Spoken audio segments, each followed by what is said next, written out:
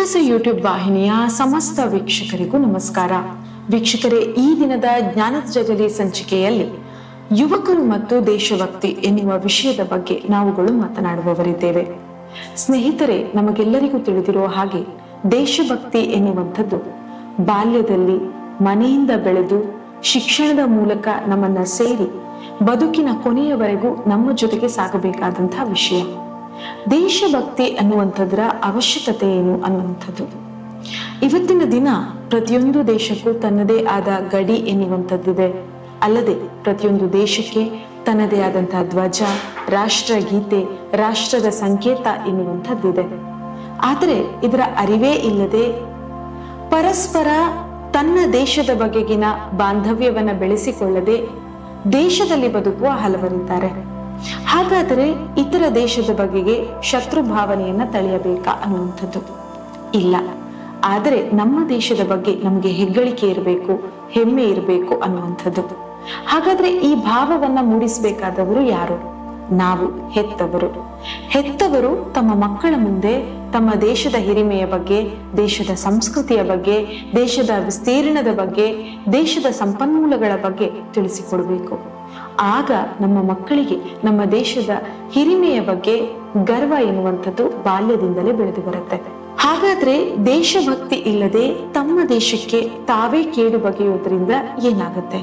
ಇವತ್ತಿನ ದಿನ ಪಾಕಿಸ್ತಾನದ ಗಡಿಯಲ್ಲಿ ಅಥವಾ ಭಾರತ ಮತ್ತು ಪಾಕಿಸ್ತಾನದ ನಡುವಿನ ಒಪ್ಪಂದಗಳು ಅಥವಾ ಬಾಂಧವ್ಯ, ಯುದ್ಧ ಆರಂಭವಾಗಿರುವಂಥದ್ದು ಇವೆಲ್ಲವನ್ನ ಗಮನಿಸಿದ್ರೆ, ಹಾಗಾದ್ರೆ ಭಾರತದಲ್ಲಿನ ಅಖಂಡತೆಗೆ ಸಮಸ್ಯೆಯಾದ್ದು ಏನು ಎನ್ನುವುದನ್ನು ನೀವು ಪ್ರಶ್ನಿಸಿದ್ರೆ, ದೇಶದ ಒಳಗೆ ಇರುವಂತಹ ನಾಗರಿಕರಿಗೆ ದೇಶಭಕ್ತಿ ಇಲ್ಲದೆ ಒಂದು ದೇಶವನ್ನ ಒಡಿಬೇಕು ಅಥವಾ ದೇಶದ ಜನರಿಗೆ ತೊಂದರೆಯನ್ನ ನೀಡಬೇಕು ಅನ್ನುವಂತಹ ಮನೋಭಾವ ಇರುವಂತದನ್ನ ನಾವಿಲ್ಲಿ ಗಮನಿಸಬಹುದು. ಹಾಗಾದ್ರೆ ಇದು ಹೇಗೆ ಸಾಧ್ಯ ಆಯಿತು? ಯಾವುದೋ ದೇಶ, ಯಾವುದೋ ಧರ್ಮದ ಕಾರಣಕ್ಕೋ ಜನಾಂಗದ ಕಾರಣಕ್ಕೋ ಇನ್ನೊಂದು ದೇಶದ ಮೇಲೆ ಯುದ್ಧವನ್ನ ಸಾರುವಂಥದ್ದು, ಅಥವಾ ಆ ದೇಶವನ್ನ ವಶಪಡಿಸಿಕೊಳ್ಳುವುದಕ್ಕೆ ಬಯಸುವಂಥದ್ದು, ಅಥವಾ ಆ ದೇಶದೊಳಗೆ ರಕ್ತಪಾತವನ್ನ ಉಂಟು ಮಾಡುವುದಕ್ಕೆ ಬಯಸುವಂಥದ್ದು ಹೇಗೆ ನಡೀತಾ ಇದೆ? ನಮ್ಮ ದೇಶದ ಸಹಕಾರವಿಲ್ಲದೆ ಬೇರೆ ದೇಶ ನಮ್ಮ ದೇಶವನ್ನ ಹಣಿಸುವುದು ಅಸಾಧ್ಯ. ಹಾಗಾದ್ರೆ ಈ ಸಹಕಾರವನ್ನ ನೀಡ್ತಾ ಇರುವಂತವರು ಯಾರು? ನಮ್ಮ ದೇಶದಲ್ಲೇ ಇದ್ದು ದೇಶಭಕ್ತಿಯಿಂದ ವಂಚಿತರಾದವರು ಇದನ್ನ ಮಾಡ್ತಾರೆ. ಹಾಗಾದ್ರೆ ಗಡಿಯಲ್ಲಿ ದೇಶಕ್ಕಾಗಿ ತಮ್ಮ ಜೀವವನ್ನೇ ಮುಡಿಪಾಗಿಟ್ಟು ದೇಶಕ್ಕೋಸ್ಕರ ಸೇವೆಯನ್ನು ಸಲ್ಲಿಸ್ತಾ ಇರುವಂತಹ ಸೈನಿಕರ ಪಾಲೇನು?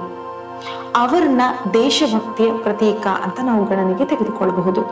ಇಂತಹ ಸೇನಾನಿಗಳು ದೇಶಕ್ಕಾಗಿ ಹೋರಾಡ್ತಾ ಇರುವಾಗ ದೇಶದಲ್ಲಿ ಬಹಳ ಆರಾಮಾಗಿ ಎಲ್ಲ ವ್ಯವಸ್ಥೆಯ ಸದುಪಯೋಗವನ್ನ ಪಡೆದುಕೊಂಡು ದೇಶಕ್ಕೆ ಹಾನಿಕಾರಕ ಎನ್ನುವಂಥ ಚಟುವಟಿಕೆಯಲ್ಲಿ ತೊಡಗಿರುವವರ ಬಗ್ಗೆ ನಾವು ಎಚ್ಚರಿಕೆಯನ್ನು ವಹಿಸಬೇಕು.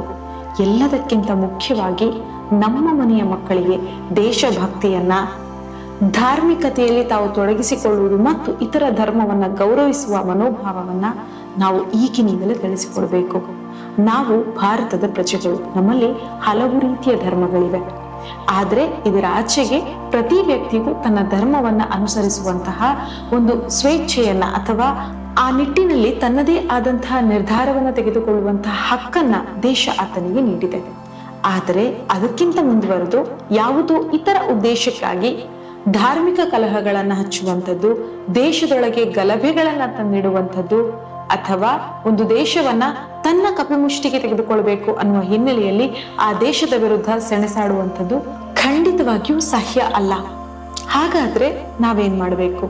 ನಮ್ಮ ಮನೆಯ ಮಕ್ಕಳಿಗೆ ದೇಶದ ಬಗ್ಗೆ ಉತ್ತಮವಾದಂತಹ ವಿಷಯಗಳನ್ನ ಎಳವೆಯಿಂದಲೇ ತಿಳಿಸಿಕೊಡ್ತಾ ಬರಬೇಕು ಮತ್ತು ದೇಶ ಪ್ರೇಮವನ್ನ ಬೆಳೆಸಬೇಕು.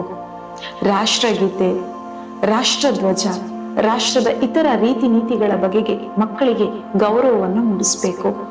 ಇವಿಷ್ಟೇ ಅಲ್ಲದೆ ಸೈನ್ಯವನ್ನ ಸೇರುವಂತಹ ಅವಕಾಶ ನಮ್ಮ ಮಕ್ಕಳಿಗೆ ದೊರಕೋದೇ ಆದ್ರೆ ಅದಕ್ಕೆ ಅವರನ್ನ ಇವತ್ತಿನಿಂದಲೇ ಹುರಿದುಂಬಿಸಬೇಕು. ತನ್ಮೂಲಕ ಈ ದೇಶದಲ್ಲಿ ಹುಟ್ಟಿರೋದಕ್ಕೆ ತಾವು ಸಾರ್ಥಕ ಎನ್ನುವ ರೀತಿಯಲ್ಲಿ ಬದುಕುವ ರೀತಿಯನ್ನ ನಮ್ಮ ಮಕ್ಕಳಿಗೆ ತಿಳಿಸಿಕೊಡ್ಬೇಕು. ಇಷ್ಟು ಮಾಹಿತಿಯ ಜೊತೆಗೆ ಇಂದಿನ ಸಂಚಿಕೆಯನ್ನ ಇಲ್ಲಿಗೆ ಕೊನೆಗೊಳಿಸ್ತಾ ಇದ್ದೇನೆ. ಇಂತಹ ಇನ್ನೊಂದು ಸಂಚಿಕೆಯ ಜೊತೆಗೆ ನಿಮ್ಮನ್ನ ಮತ್ತೆ ಭೇಟಿಯಾಗ್ತೀವಿ. ನಮಸ್ಕಾರ.